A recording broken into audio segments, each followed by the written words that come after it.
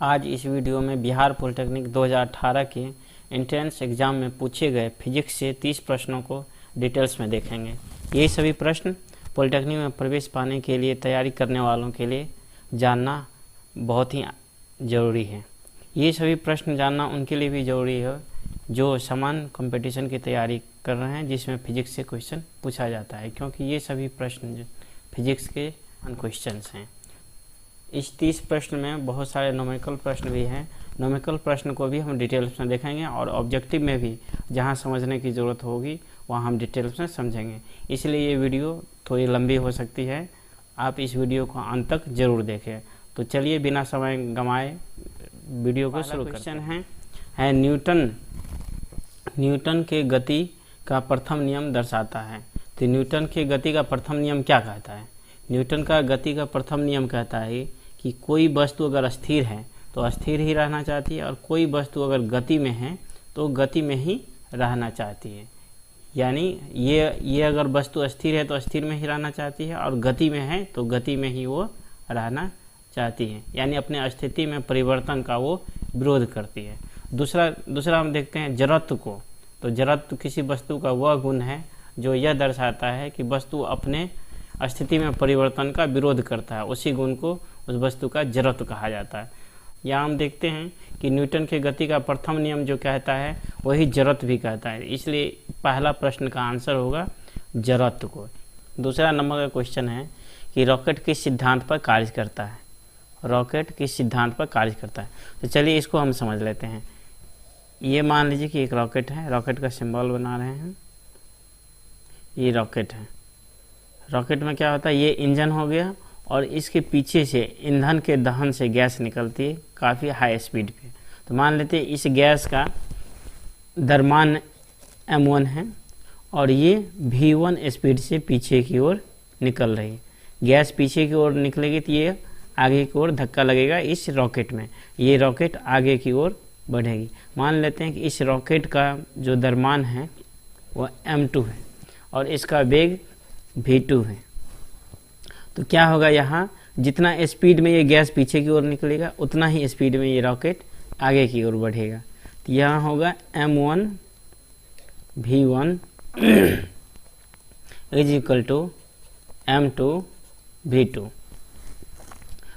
तो ये इस सिद्धांत पर कार्य करेगा। अगर गैस स्पीड में निकलेगा तो ये रॉकेट भी आगे की ओर स्पीड में निकलेगा। और ये कैसे होता है, ये गैस पीछे की ओर निकल रहा है और जस्ट अपोजिट इसके आगे की ओर रॉकेट जाएगा। तो यहाँ पर क्या हुआ, एक रेखा में है, इसलिए ये इसका सही आंसर होगा रेखीय संवेग संरक्षण। यानी दूसरा नंबर क्वेश्चन का आंसर होगा, यानी रॉकेट के सिद्धांत पर कार्य करता है तो इसका ए नंबर का ऑप्शन है ऊर्जा संरक्षण, बी नंबर का है द्रव्यमान संरक्षण, सी का है रेखीय संवेग संरक्षण और डी का है कोणीय संवेग संरक्षण। इसका सही आंसर होगा सी का, रेखीय संवेग संरक्षण के सिद्धांत पे कार्य करता है रॉकेट। चलिए नेक्स्ट क्वेश्चन देखते हैं। नेक्स्ट क्वेश्चन तीसरा है, परम शून्य ताप होता है। परम शून्य ताप जो होता है 0 केल्विन या 0 केल्विन होगा या होगा आपका -273 डिग्री सेंटीग्रेड। यहाँ केल्विन में डिग्री नहीं लगता है, सिर्फ होगा 0 केल्विन या -273 डिग्री सेंटीग्रेड। इसको परम शून्य ताप कहा जाता है। 4 नंबर का क्वेश्चन है, एक लिफ्ट का द्रव्यमान कितना है? 500 किलोग्राम। एक लिफ्ट का द्रव्यमान है 500 किलोग्राम।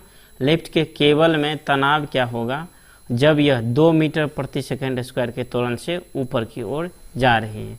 चलिए इस प्रश्न को समझते हैं। मान लीजिए कि यह एक लिफ्ट है जिसका वजन है द्रव्यमान है m इक्वल टू 500 kg। ये 500 kg है, इसमें एक रस्सी लगी होती है और ये लिफ्ट ऊपर की ओर जा रहा है। तो यहाँ पर ए कितना है? ए है 2 मीटर प्रति सेकंड, ए है 2 मीटर प्रति सेकंड स्क्वायर। तो यहाँ पर हम क्या करेंगे, ये है तो यहाँ कहता है कि इस रस्सी में कितना तनाव होगा। तो तनाव इतना ही होगा जितना इस पर बल लगेगा। इसको F कह लीजिए या T कह लीजिए, एक ही चीज़ हुआ, F या T। दोनों में से किसी से आप डिनोट करें। टी इक्वल टू हो जाएगा जब लिफ्ट ऊपर की ओर जाता हो तो ये हो जाएगा mg और प्लस ma। एक तो होगा ये इस mg के कारण यानी g के कारण, और दूसरा तनाव होगा किसके कारण, इस a के कारण यानी ऊपर की ओर जो जा रही है लिफ्ट उसके कारण होगा। तो टोटल तनाव इस रस्सी पर हो जाएगा mg, मतलब इसका जितना फोर्स इसके कारण लग रहा है लिफ्ट के वजन के कारण, और दूसरा टेंशन लग रहा है कि इसको ऊपर की ओर त्वरित किया जा रहा है इसके कारण ma। इसको हम क्या करेंगे, इसको लिख लीजिए, m यहाँ से कॉमन ले लीजिए, तो m कॉमन लेंगे तो g प्लस a हो जाएगा। तो इसको आगे लिखिए, और m का वैल्यू कितना है, m का वैल्यू है 500, m का वैल्यू है 500 इंटू g का मान कितना है 9.8 मीटर प्रति सेकेंड स्क्वायर। अगर g का मान नहीं दिया रहेगा तब भी हम इतना ही लेंगे 9.8, क्योंकि g एक कांस्टेंट, g का मान है 9.8 प्लस a का वैल्यू है 2, तो ये टोटल कितना हो गया 500 और मल्टीप्लाइड बाय 9 2 11, 11.8। इसको मल्टीप्लाई करेंगे तो कितना हो जाएगा 8 पंचे 40, 5 4 9, फिर 5, इस पर डबल जीरो दे दीजिए, यहाँ दशमलव है तो यहाँ दशमलव आ जाएगा, यानी 5900, 5900 हो जाएगा, 5900 आंसर हो जाएगा न्यूटन, 5900 न्यूटन। इसका आंसर होगा सी नंबर, 5900 न्यूटन इस रस्सी पर तनाव पड़ेगा। चलिए नेक्स्ट क्वेश्चन देखते हैं। अगला क्वेश्चन है 5 नंबर का, एक पिंड, अगला क्वेश्चन है एक पिंड का आवेश क्या है -80 माइक्रोकूलम है, इसमें अतिरिक्त इलेक्ट्रॉन की संख्या होगी। मान लीजिए कोई एक पिंड है और इसमें कह रहा है कि इलेक्ट्रॉन एक्स्ट्रा है, कितना है -80 माइक्रोकूलम, इतना माइक्रोकूलम इस पे क्या है आवेश है। तो कह रहा है इसमें अतिरिक्त इलेक्ट्रॉन की संख्या क्या है। अब मुझे इलेक्ट्रॉन की संख्या निकालना है, तो इसमें होता है Q बराबर Ne, जहाँ N है नंबर ऑफ इलेक्ट्रॉन और E है चार्ज ऑन इलेक्ट्रॉन। E का वैल्यू कितना होता है, E का वैल्यू होता है 1.6 इंटू 10⁻⁻19 कूलम होता है। E का वैल्यू इतना होता है, तो इससे हम निकालेंगे। यहाँ हमको निकालना क्या है N, यानी नंबर ऑफ इलेक्ट्रॉन। तो N इजकल टू हो जाएगा Q बट्टे में हो जाएगा E। तो Q का वैल्यू दे दीजिए, Q का वैल्यू कितना है -80 और माइक्रोकूलम में है, तो इसको कूलम में बदल लेंगे हम। तो कूलम में माइक्रोकूलम को कूलम में बदलेंगे तो 10⁻⁻6 से गुना हो जाएगा, क्योंकि एक कूलम बराबर होता है 10⁻⁻6 माइक्रोकूलम। तो यहाँ ये बट्टे में दे देंगे E का वैल्यू। E का वैल्यू क्या होता है, इलेक्ट्रॉन का भी चार्ज निगेटिव होता है, तो ये निगेटिव में होगा -1.6 इंटू 10⁻⁻19। यहाँ क्या होगा, माइनस से माइनस खत्म हो जाएगा। उसके बाद देखिए इस दशमलव को हम हटाएंगे तो ऊपर में हम 10 से गुना कर देंगे और ये हो जाएगा 16 पंचे 80। अब इसको फिर मल्टीप्लाई करिए, ये कितना हो जाएगा 5 गुने 10 के पावर, ये -6 है, ये -6 है, ये 10 का पावर नहीं कुछ है तो प्लस में एक हो गया, तो कितना हो जाएगा, इस दोनों इसको गुना करेंगे तो 10 के पावर -5 हो जाएगा। नीचे में क्या हो जाएगा 10 के पावर -19। तो इसको और आगे हम सरल करते हैं, इसको करेंगे तो ये क्या हो जाएगा 5 गुने 10 के पावर -5 और गुने 10 के पावर, ये देखिए पावर जो होता है नीचे में अगर माइनस में होगा तो ऊपर में जाएगा तो ये प्लस में हो जाएगा, तो +19 हो जाएगा। अब देखिए इसको हम कैसे तोड़ेंगे, अब देखिए यहाँ पे क्या होता है, जैसे a के पावर m हो और गुने a के पावर n हो, मतलब ये बेस दोनों समान हो, तो इसका पावर क्या होता है जुड़ जाता है, तो बराबर हो जाएगा a के पावर m प्लस n। तो उसी के अनुसार यहाँ क्या है, दोनों का बेस 1 है, ये भी 10 है और ये भी 10 है, ये कितना हो जाएगा 5 गुने 10 के पावर, दोनों को जोड़ेंगे तो ये माइनस में है ये प्लस में है, तो 14 हो जाएगा। तो इसका सही आंसर होगा 5 गुने 10 के पावर 14 14 इलेक्ट्रॉन हो जाएगा, इतना इलेक्ट्रॉन होगा। इसका सही आंसर होगा सी नंबर का 5 × 10⁻14। चलिए नेक्स्ट क्वेश्चन देखते हैं।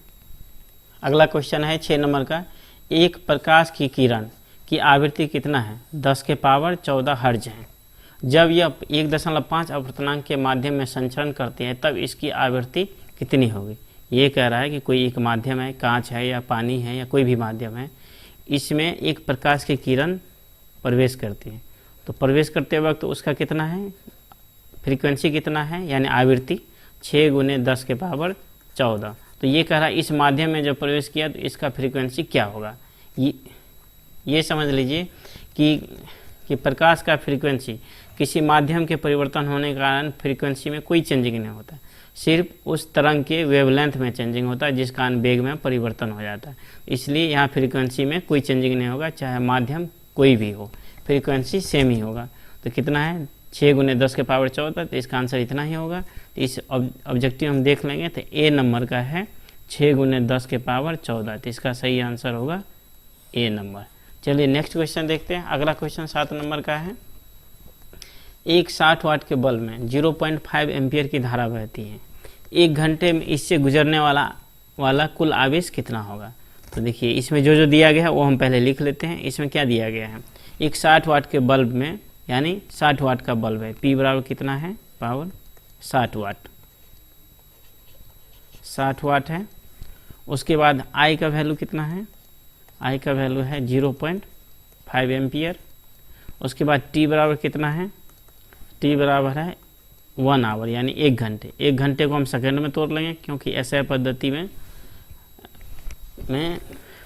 टाइम का यूनिट जो होता है सेकंड होता है। तो 1 घंटे बराबर होता है 3600 सेकेंड। तो ये हो गया 3600 सेकेंड। तो अब हमको निकालना क्या है, गुजरने वाला कुल आवेश।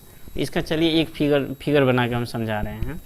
तो जैसे एक बल्ब है, मान लीजिए कि यह एक बल्ब है और ये किसी सोर्स से जुड़ा हुआ कोई सेल मान लीजिए लगा है, ये जुड़ा है।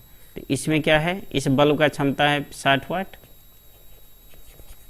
60 वाट है। और इससे बहने वाली करंट कितना है,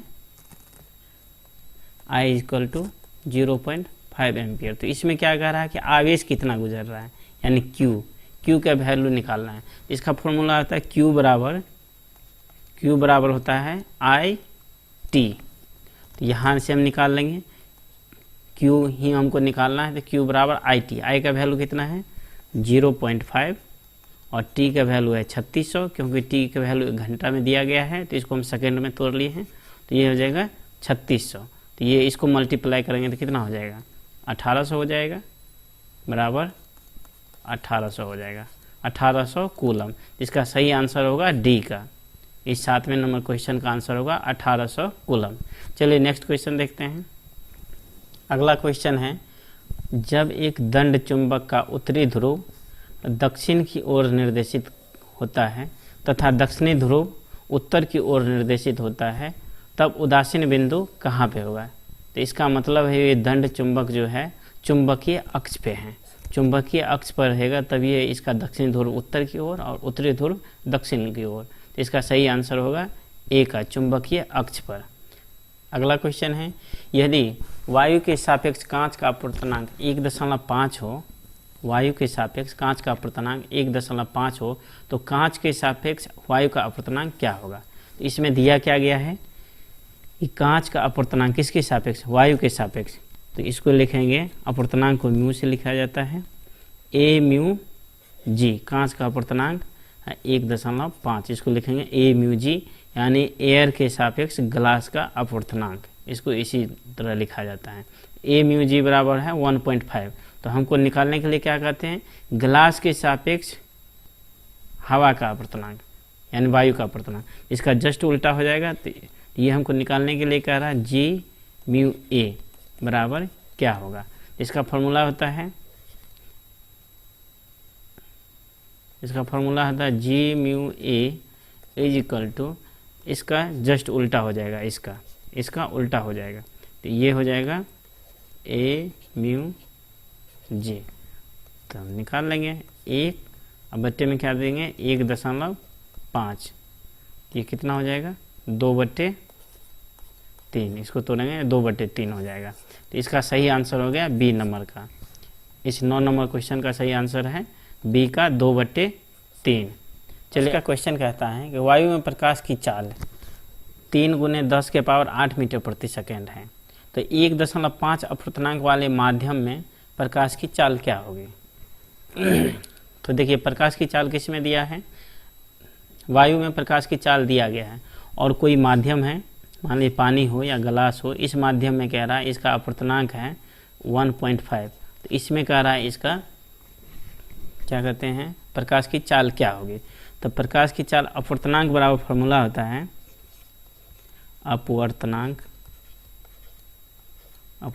का फॉर्मूला होता है वायु में प्रकाश की चाल, वायु में प्रकाश की चाल बटे माध्यम में प्रकाश की चाल, माध्यम में प्रकाश की चाल, माध्यम में प्रकाश की चाल। तो इसलिए तो इसको हम क्या करेंगे, हमको निकालना क्या, माध्यम में प्रकाश की चाल। तो माध्यम में प्रकाश की चाल बराबर क्या हो जाएगा,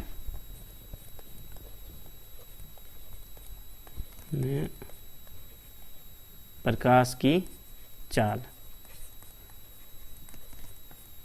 क्या हो जाएगा, माध्यम में प्रकाश की चाल वायु में प्रकाश की चाल, और ये अपवर्तनांक जो है ये नीचे में आ जाएगा। तो यहाँ लिख लीजिए वायु में प्रकाश की चाल कितना है 3 × 10⁸ बटे, ये अपवर्तनांक इसके नीचे में आ जाएगा, इसका वैल्यू निकालना होगा। था अपवर्तनांक का वैल्यू है 1.5, तो इसको हम तोड़ेंगे तो ये मान लीजिए दशमलव हटा दिए तो ऊपर में 10 से मल्टीप्लाई हो जाएगा, तो 10 से मल्टीप्लाई हो जाएगा तो ये कितना हो गया 30 × 10⁸ बटे 15, 15 दूनी 30 इक्वल टू 2 × 10⁸। इसका सही आंसर क्या हो गया 2 × 10⁸, इतना हो जाएगा प्रकाश की चाल। तो इसमें देखिए ऑब्जेक्टिव में कौन है, बी नंबर का है 2 × 10⁸ मीटर प्रति सेकेंड। इसका आंसर हुआ ये बी का। अगला क्वेश्चन 11 नंबर का है, वेग परिवर्तन की दर को कहते हैं, वेग परिवर्तन की दर, वेग मान लीजिए v है, परिवर्तन की दर मतलब समय के साथ क्या परिवर्तन है v/t, तो v/t को क्या कहते हैं a कहते हैं, a मतलब त्वरण एक्सेलरेशन। तो कौन सा आंसर होगा, डी का हो जाएगा। इसका होगा वेग परिवर्तन को दर को क्या कहते हैं, त्वरण कहते हैं। इसका आंसर ये हो जाएगा। अगला क्वेश्चन 12 नंबर का है कि किस रंग का प्रकीर्णन सबसे अधिक होता है। देखिए होता है क्या, मान लीजिए प्रकाश की किरण है, प्रकाश की किरण को जब हम प्रिज्म से गुजारते हैं तो सबसे कम डेविएशन किस में होता है, रेड में होता है, और सबसे अधिक बैगनी में होता है, सबसे अधिक बैगनी में होता है। उसी तरह प्रकीर्णन भी सबसे ज़्यादा किस रंग का होता है, बैगनी का होता है, सबसे कम रेड का होता है। तो इसमें सबसे ज़्यादा पूछ रहा है कि किस रंग का प्रकीर्णन सबसे अधिक होता है। तो ए नंबर का है बैगनी, बी का है नीला, सी का है पीला और डी का है लाल। तो इसका सही आंसर हो जाएगा ए का यानी बैगनी। इसी प्रश्न अगर पूछा गया रहता है कि किस रंग का प्रकीर्णन सबसे कम होता है, तब हो जाता है इसका आंसर डी लाल, क्योंकि लाल रंग का प्रकीर्णन सबसे कम होता है। अगला क्वेश्चन है 4 डायोप्टर क्षमता वाले लेंस की फोकस दूरी क्या होगी। तो देखिए यह एकदम पूरे सिंपल है, क्योंकि फोकस दूरी क्षमता किसी लेंस की क्षमता p बराबर होता है 1/f यानी फोकस दूरी। लेकिन फोकस दूरी किस में होना चाहिए, फोकस दूरी f जो है f मीटर में होना चाहिए, f हमेशा मीटर में होना चाहिए, ये नहीं कि सेंटीमीटर या mm में ले ले, f का वैल्यू हमेशा मीटर में होना चाहिए। इसलिए हमको निकालना क्या है, p दिया गया है, f करा है निकालने के लिए, तो एकदम सीधा है, f बराबर हो जाएगा 1/p। तो देखिए f बराबर हो जाएगा 1/p, तो 1 और p का वैल्यू है 4, तो ये हो जाएगा 0.25। 0.25 किस में होगा, मीटर में, 0.25 मीटर में। तो इसका सही आंसर होगा सी का। यही सेंटीमीटर में होता है, तो इसी मीटर को हम सेंटीमीटर में बदल देते तो हो जाता 25 सेंटीमीटर। अगर सेंटीमीटर में रहता 25 सेंटीमीटर, लेकिन यहाँ मीटर में दिया गया तो 0.25 मीटर हो जाएगा, सी का आंसर हो जाएगा सही। अगला क्वेश्चन कहता है अगला क्वेश्चन है 14 नंबर का कि अवतल लेंस से बने प्रतिबिंब का आवर्धन सदैव होता है। ए का है 1 से कम, बी का है 1 से अधिक, सी का है 1 और डी का है इनमें से कोई नहीं। तो अवतल लेंस से बने प्रतिबिंब का आवर्धन हमेशा 1 से कम होता है। इसका सही आंसर होगा ए का। अगला क्वेश्चन है बल का ऐसा मात्रक है kilogram metre second inverse 2, kilogram metre second inverse 1 और सी का है kilogram metre square second inverse 2 और डी का है kilogram metre cube second inverse. ये है, तो इसमें कौन सा होगा? तो देखिए बल का हम निकाल के बताते हैं आपको कि बल का मात्रक क्या होगा। बल का क्या होता है? F इक्वल टू होता है एम ए, जहाँ m क्या है? m है वस्तु का द्रव्यमान और a है त्वरण। तो m का वैल्यू, m का मात्रक क्या होता है द्रव्यमान का? kg, ये हो गया kg, और a का होता है मीटर प्रति सेकेंड स्क्वायर, मीटर प्रति सेकेंड स्क्वायर यही होता है। इसको देख लीजिए kg मीटर सेकेंड इनवर्स 2। तो इसका सही आंसर कहाँ है देख लीजिए ढूंढ के, ये है ए नंबर का किलोग्राम मीटर सेकेंड इनवर्स 2। इसका सही आंसर हो जाएगा ए का। अगला क्वेश्चन 16 नंबर का है किसी वस्तु का जरूरत निर्भर करता है, किसी वस्तु का जरूरत निर्भर करता है। सबसे पहले ये जानते हैं कि जरूरत किसको कहा जाता है। जरूरत किसी वस्तु का वह गुण है जिसके कारण वो अपने स्थिति में परिवर्तन का विरोध करता है। स्थिति में परिवर्तन का विरोध का मतलब हुआ कि अगर कोई स्थिर वस्तु है तो वह स्थिर ही रहना चाहती है, यानी गति में जाना नहीं चाहती। और कोई अगर गति में है तो वह गति में ही रहना चाहती है, वह अस्थिर नहीं होना चाहती। यानी अपना जो उनका स्थिति है या तो अस्थिर होगा या गति में होगा, जिस स्थिति में है उसी स्थिति में रहना चाहती है, यानी अपने स्थिति में परिवर्तन का विरोध करती है। और इसी गुण को, वस्तु के इसी गुण को जरूरत कहा जाता है। तो यहाँ है किसी वस्तु का जरूरत निर्भर करता है वस्तु के गुरुत्व केंद्र पर, वस्तु के द्रव्यमान पर, गुरुत्वीय त्वरण पे, वस्तु के आकार पर। इसमें वस्तु के आकार से कोई मतलब नहीं, इसमें सीधा एक ही आंसर होगा, वस्तु के द्रव्यमान पर निर्भर करता है। किसी वस्तु का जरूरत निर्भर करता है वस्तु के द्रव्यमान पर। अगला क्वेश्चन है 17 नंबर का, यदि गति करने के लिए स्वतंत्र 1 किलोग्राम द्रव्यमान की किसी वस्तु पर 1 न्यूटन बल लगाया जाए तो वह गति करेगी। यदि गति करने के लिए स्वतंत्र 1 किलोग्राम द्रव्यमान की किसी वस्तु पर 1 न्यूटन का बल लगाया जाए तो वह गति करेगी। तो देखिए यहाँ पर क्या दिया गया है, m का वैल्यू दिया गया है। तो m का वैल्यू कितना है? m का वैल्यू है 1 kg, ठीक है। और अगला क्या दिया है, वस्तु 1 न्यूटन बल लगाया जाए, यानी f का वैल्यू दिया गया है। तो f इक्वल टू है 1। तो फॉर्मूला क्या होता है? f बराबर ma। तो इस ऑब्जेक्टिव से हम देखेंगे तो ये देखिए f बराबर ma, तो a बराबर क्या हो जाएगा? f बराबर f बटे m। तो f का वैल्यू 1 है और m का वैल्यू भी 1 है, इक्वल टू 1 हो जाएगा। और त्वरण का मात्रक होता है मीटर प्रति सेकेंड स्क्वायर। तो देख लीजिए ये कहाँ है, 1 मीटर प्रति सेकेंड स्क्वायर, 1 मीटर प्रति सेकेंड स्क्वायर। इसका सही आंसर है सी का। 1 मीटर प्रति सेकेंड स्क्वायर के त्वरण से वह गति करने लगेगा, क्योंकि कोई भी वस्तु है अगर उस पर बल लगाया जाएगा तो उसमें गति होगा। अगला क्वेश्चन देखते हैं। अगला क्वेश्चन 18 नंबर का है, जी का अर्थ है, यानी जी जिसका वैल्यू कितना होता है 9.8, अर्थ सरफेस पे होता है 9.8। तो जी का अर्थ क्या होता है? जी का अर्थ ये होता है कि किसी भी वस्तु को अगर अर्थ की ओर फ्री फॉल किया जाए, मतलब इसको गिरने दिया जाए, तो 1 सेकेंड में इसके वेग में परिवर्तन होगा 9.8 मीटर का। तो इसी को उस वस्तु का त्वरण कहा जाएगा। तो इसका सही आंसर क्या है? पृथ्वी का आकर्षण बल, गुरुत्वाकर्षण बल, स्वतंत्र रूप से गिरती वस्तु का त्वरण। तो इसका जी का अर्थ होता है स्वतंत्र रूप से गिरती हुई वस्तु का त्वरण। इसका आंसर सही होगा डी का, 18 का डी होगा। अगला क्वेश्चन कह रहा है कि चंद्रमा का द्रव्यमान पृथ्वी के द्रव्यमान का लगभग 1/81 है। यदि चंद्रमा पर पृथ्वी का गुरुत्वाकर्षण बल F है, चंद्रमा पर क्या है, चंद्रमा पर जो है, ये मान लीजिए कि ये चंद्रमा है, ये मून है और ये अर्थ है। तो इसको ई से डिनोट करते हैं, इसको एम से डिनोट करते हैं। तो क्या कह रहा है, इस चंद्रमा का आकर्षण बल पृथ्वी पर क्या होगा? इस अर्थ का आकर्षण बल इस पे जो है क्या है, एफ है, चांद पर पृथ्वी का आकर्षण बल F है, तो चांद का पृथ्वी पर आकर्षण बल कितना होगा। तो इसको मान लेते हैं F डैश होगा। अब देखिए इसको निकालते हैं। तो चूंकि F बराबर होता है, गुरुत्वाकर्षण बल F बराबर होता है G(m)m अर्थ का, एक होगा मून का m बटे r स्क्वायर।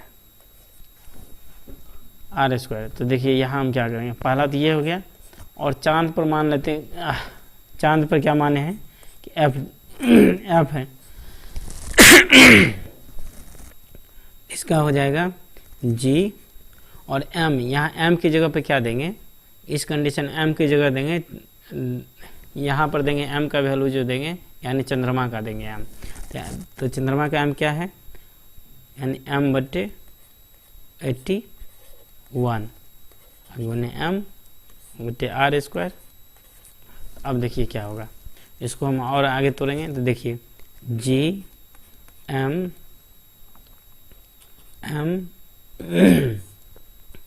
बटे 81 r स्क्वायर।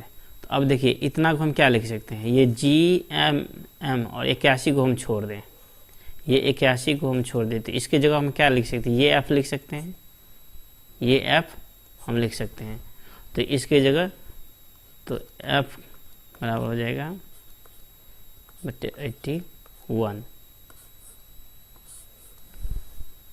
तो देखिए इसका सही आंसर हो जाएगा, इसका सही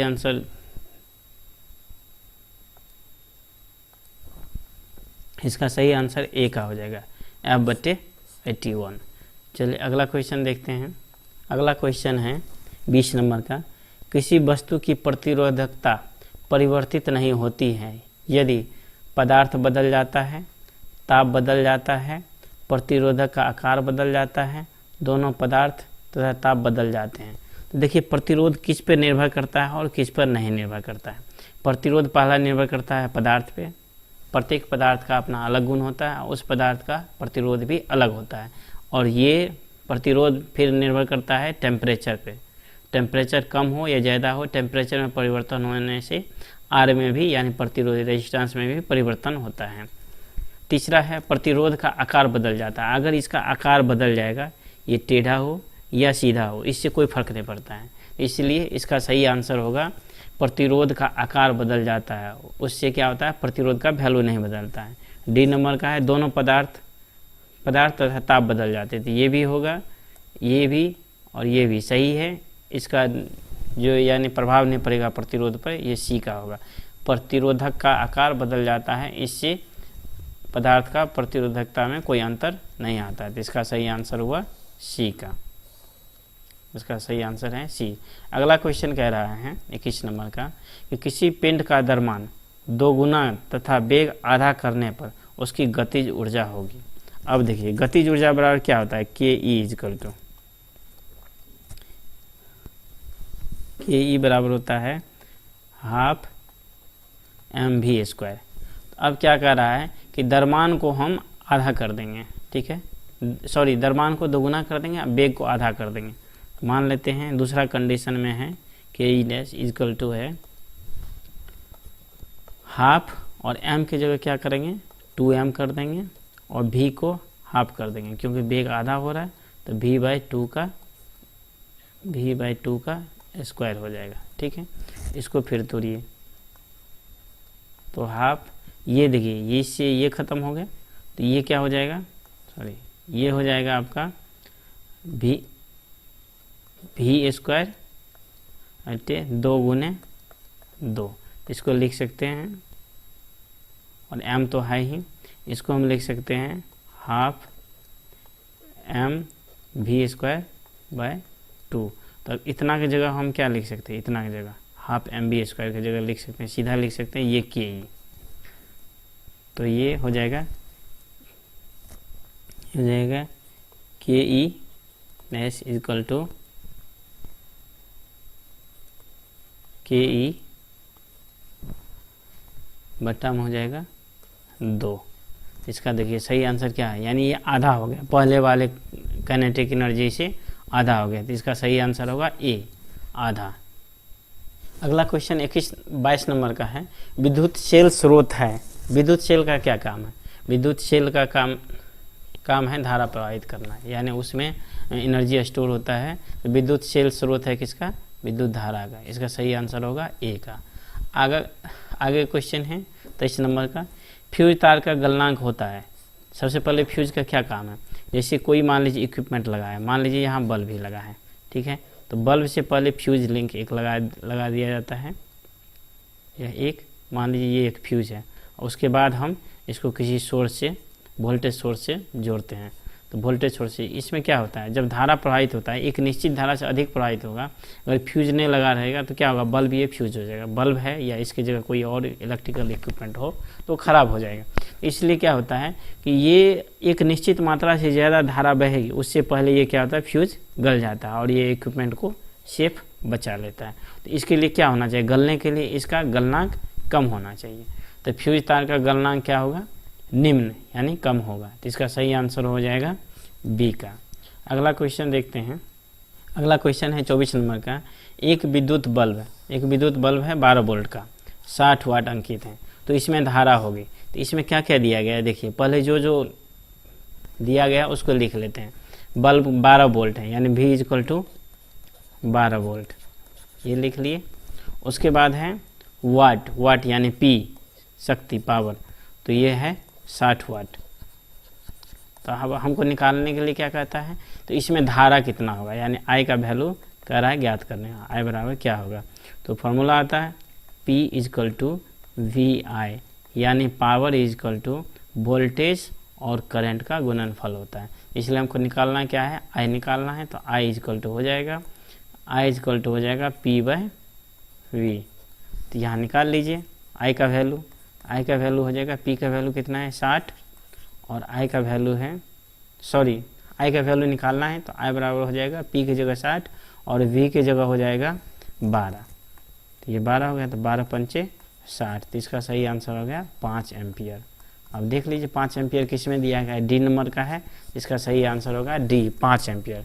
अगला क्वेश्चन कह रहा है, अगला क्वेश्चन है रेखीय प्रसार गुणांक का मात्रक होता है।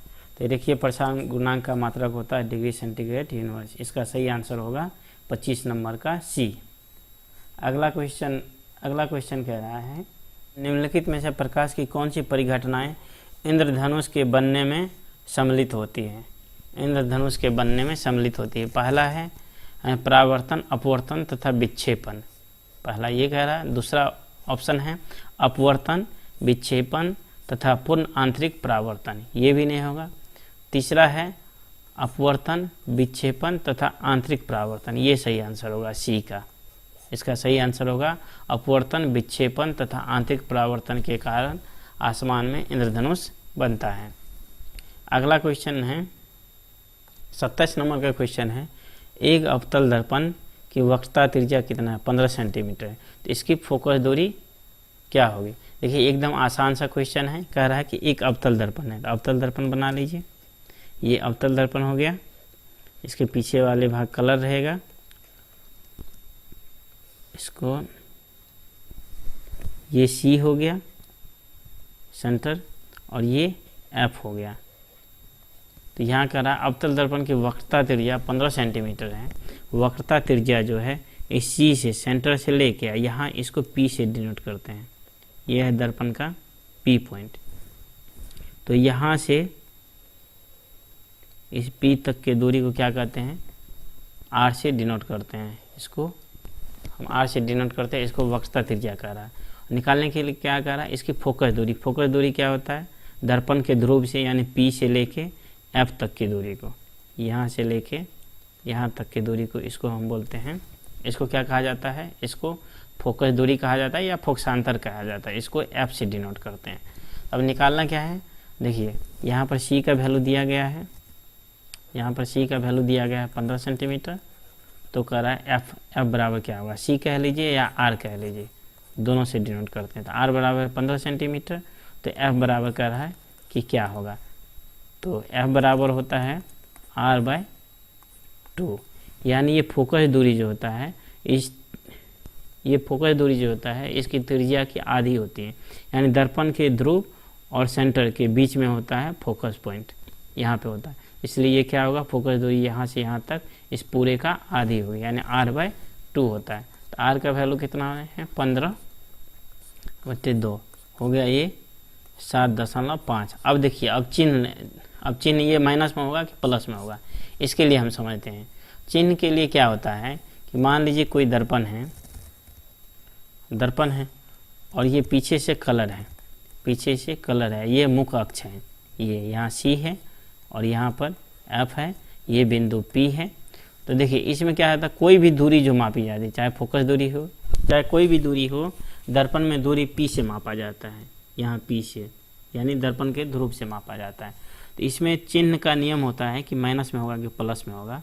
तो देखिए ये जो किरण है, ये दर्पण में क्या होगा, इधर से ही जाएगा, क्योंकि इसके पीछे से कलर किया हुआ है, तो इधर से तो किरण आएगा नहीं, इधर से ही जाएगा, लाइट यानी प्रकाश की किरणें इधर से जाएगी। तो चिन्ह का नियम है कि जो भी दूरी इस प्रकाश की दिशा में, इस किरण की दिशा में मापी जाती है वह पॉजिटिव होता है, और जो इसके विपरीत मापा जाता है, विपरीत, वह नेगेटिव होता है। तो यहाँ देखिए फोकस दूरी हम कहाँ से नापना शुरू करेंगे। पहला नियम है कि दर्पण के ध्रुव से मापा जाएगा, तो ध्रुव से इधर की ओर मापा जाएगा, मतलब किरण इधर की ओर आ रहा है, दूरी इधर की ओर है। C का भी वही हाल है, C भी यहाँ पे है, तो C भी मापेंगे हम दर्पण के ध्रुव से इधर की ओर, यानी प्रकाश के उल्टी दिशा में नापेंगे। तो दोनों क्या होगा, R का वैल्यू और F का वैल्यू, दोनों का वैल्यू नेगेटिव होगा, इसलिए यहाँ हो जाएगा -7.5। तो इसका सही आंसर होगा -7.5, किसमें है, B नंबर का। इस 27 नंबर क्वेश्चन का आंसर होगा -7.5 सेंटीमीटर इसकी फोकस दूरी होगी। अगला क्वेश्चन 29 नंबर का है कि किसी गोलीय दर्पण की फोकस दूरी किसी गोलीय दर्पण की फोकस दूरी तथा उसकी वक्रता त्रिज्या में संबंध होता है। देखिए सेम वही क्वेश्चन है एक तरह से, क्या होता है, F = r/2, यानी फोकस दूरी जो होता है उस त्रिज्या की आधी होती है। तो इसका सही आंसर क्या हो जाएगा, A का हो जाएगा सही आंसर। 30 नंबर का प्रश्न है, एकदम आसान सा प्रश्न है। इसको देखिए, सौर सेल सोलर प्लेट जिसको कहते हैं, बोलचाल की भाषा में सोलर प्लेट कहते हैं। ये सौर सेल जो है सौर ऊर्जा को किस ऊर्जा में रूपांतरित करता है। मान लीजिए आपके घर पे या बहुत जगह सोलर प्लेट लगा हुआ है, उसका क्या काम है, उसका काम है जो सूरज की किरणें आती हैं, यानी सोलर एनर्जी, यानी सौर ऊर्जा भी कह सकते हैं। ये जो एनर्जी आती है इसको ये क्या करता है, विद्युतीय ऊर्जा में कन्वर्ट करके, या तो इस विद्युतीय ऊर्जा से आप कोई अपना फैन चलाइए, टीवी चलाइए, मोटर चलाइए, या कोई भी इलेक्ट्रिकल इक्विपमेंट यूज़ कर सकते हैं, या इसको बैटरी में स्टोर कर सकते हैं। सोलर प्लेट का काम है कि सूरज की रोशनी सोलर प्लेट पर पड़ेगा और ये इसको विद्युतीय ऊर्जा में बदल देगा। इसका सही आंसर क्या होगा, विद्युतीय ऊर्जा में, गतिज ऊर्जा में, यांत्रिक ऊर्जा में, तापीय ऊर्जा में। तो देख लीजिए इसका सही आंसर A का होगा, इसका सही आंसर होगा। यानी सोलर प्लेट का क्या काम है, सोलर सेल का सौर ऊर्जा को विद्युत ऊर्जा में कन्वर्ट करना। यदि आपको इस वीडियो में दी गई जानकारी अच्छी लगी हो, आपको वीडियो में सभी जानकारी काम लगी हो, तो हमारे चैनल को सब्सक्राइब करें और बेल नोटिफिकेशन को दबा दें, ताकि वीडियो अपलोड होते ही आपको नोटिफिकेशन मिल जाए। धन्यवाद।